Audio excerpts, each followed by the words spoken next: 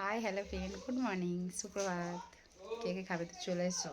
ঠান্ডার জন্য দুপুরে আর ভাত খেতে পারছি না, যেহেতু সকালে রান্না। শরীরটা ভালো নেই বলে ঠান্ডা বহুত লেগে গেছে, এই জন্যই সকালের ভাত সকালেই খেয়ে নিচ্ছি, গরম গরম থাকে তবু।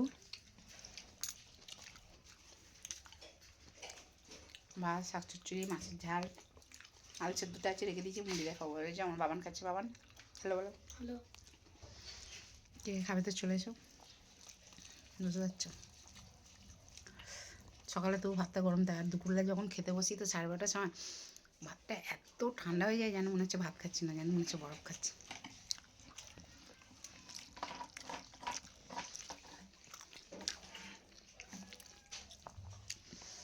ঠিক আছে চলো তাহলে খাই। তাহলে আমার মিষ্টি দিদিভাই, সোনা দিদিভাই, দেখো মিষ্টি মিষ্টি যত ফ্রেন্ড আছে দাদাভাই দিদিভাই,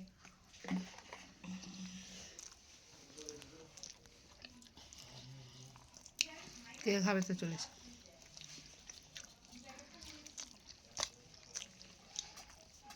ঠিক আছে চলো, টাটা, খেয়ে নিন।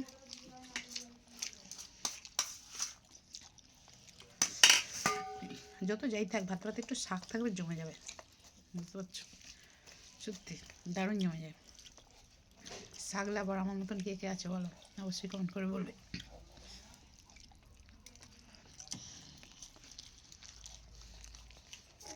Tata, by.